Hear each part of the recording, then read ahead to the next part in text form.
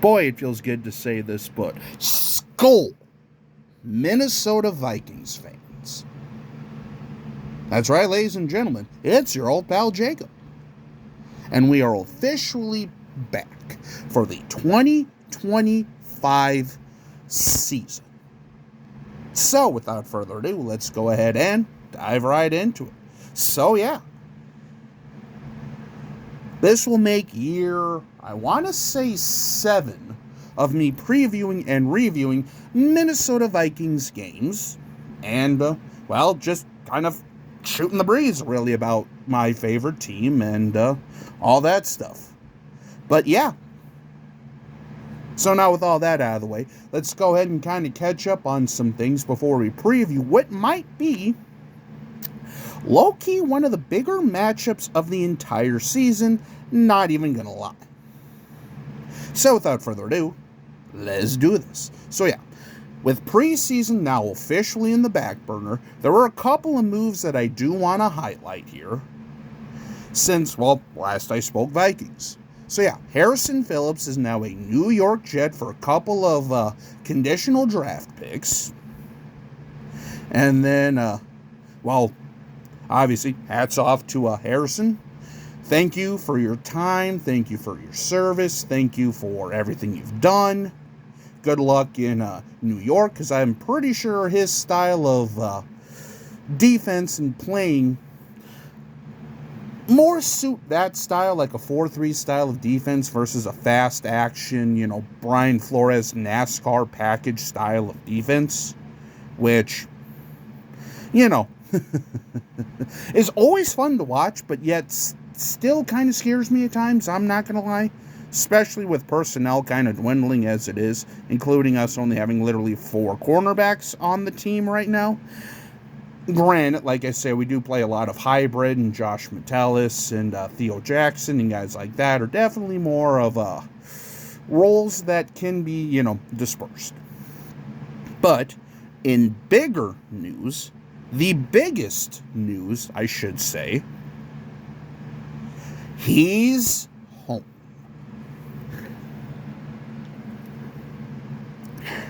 That's right, ladies and gentlemen. Adam Thielen is officially back in the purple and gold. And thank goodness, too, because yikes almighty did our depth at wide receiver become very thin very quickly. So, yeah. Thielen's back.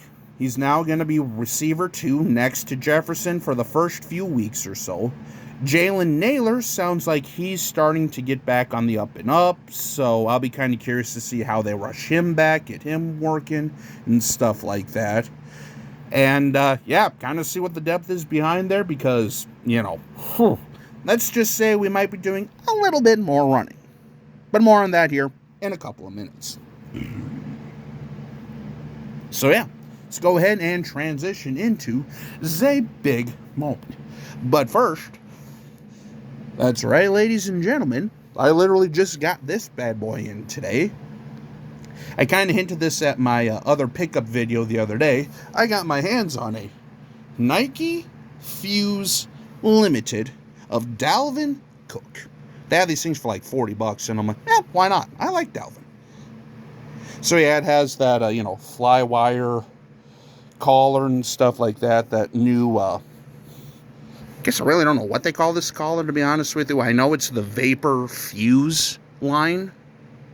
So yeah, that collar with the shield, the NBA Swingman jersey numbers, which again, it is what it is. I mean, I'm still kind of mad that they took away the stitched limited jerseys, because in my opinion, for the bang, for the buck, I mean, that was probably your best option. But, I mean, still a nice jersey, Just figure I'd get something to kind of romp around in with the shoulder numbers and all that stuff.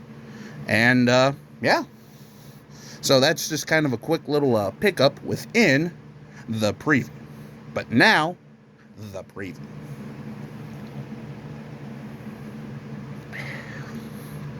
That is right, ladies and gentlemen. The Minnesota Vikings, Chicago Bears from Soldier Field which may or may not be a dump considering what I've been hearing about the turf/field conditions. 5 concerts in a week. Like, holy smokes. I mean, that does a number on any venue, let alone a venue where you literally have to host a home opener literally a week later. And we know that Chicago's fields in the past haven't been the kindest. We'll just, leave it at that. So, yeah. J.J. McCarthy taking on his childhood team, Caleb Williams, with a brand new coaching staff, brand new regime. Is Ben Johnson that coach? Can he, replicate what he did in Detroit to Chicago? And if not, well, but also flipping this around here, J.J. McCarthy's first start in the NFL, even though this is technically his second year, this is literally his rookie quote-unquote season, because this is his first actual on-field action. Not gonna lie, a little nervous about that, but I definitely believe in our roster. I believe in what KOC and Kwesi did as far as shoring up that offensive line, because, the Bears have a sneaky decent pass rush that you cannot, sleep on. But it sounds like they might be down one of their big linebackers in TJ Edwards, which is kind of a pretty big piece for them. It's also not that bad either. Very underrated, I will say. But yeah, like I say, this is going to have all of the headlines because it's a Monday night game. Is Caleb Williams a bust? Can Ben Johnson turn his career around? What will J.J. McCarthy be? Is KOC a good head coach? Blah, blah, blah.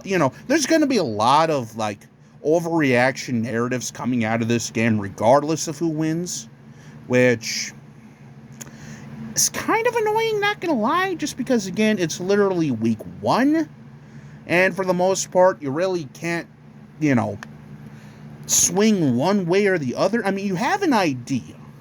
Don't get me wrong. You definitely have an idea of what to expect.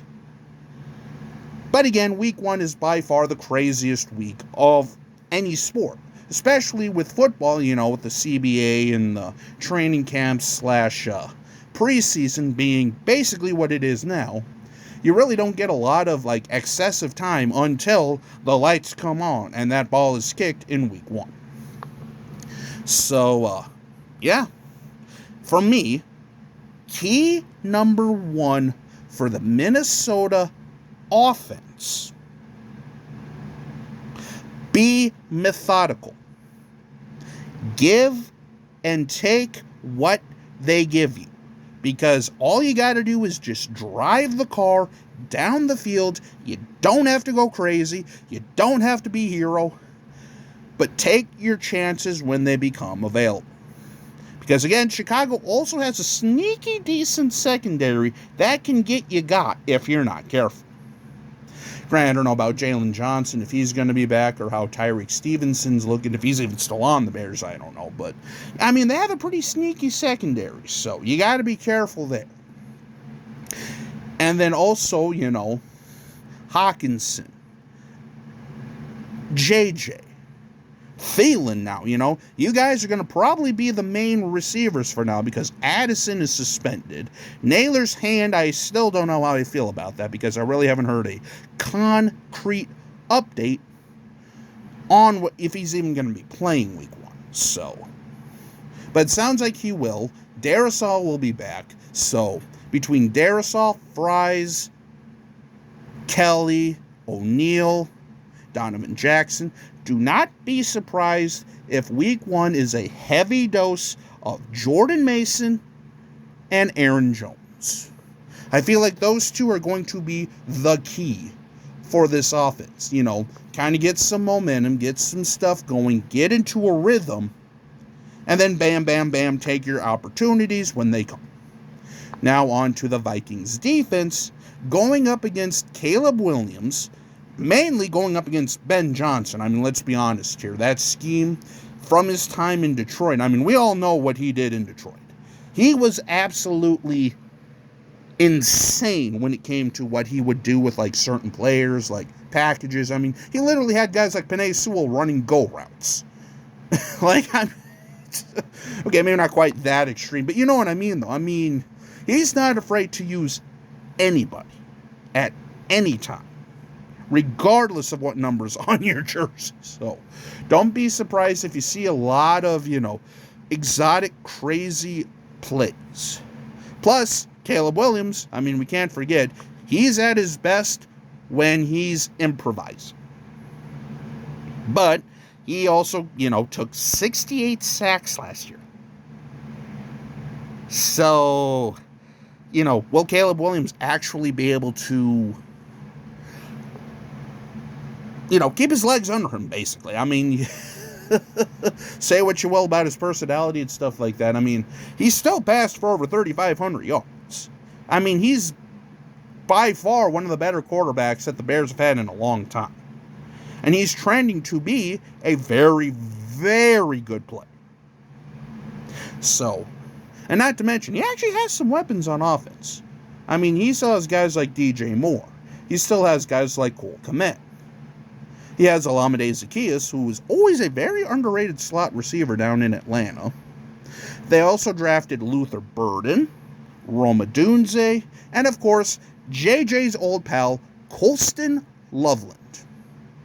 So yeah, they definitely have some weapons on offense. However, the run game could be interesting to see because, well, there's some question marks on how healthy the running game is. Because, I don't know, I've been hearing rumors about DeAndre Swift. I don't know how healthy he is, but we'll see. But yeah, the key here is to contain Caleb Williams. Fluster him. Get to him. Rush the snot out of him. Make him, uncomfortable, basically. Because we know what he can do when he's uncomfortable. But if he's, feeling it, he could easily go for like 250, 300 yards on like 3 touchdowns.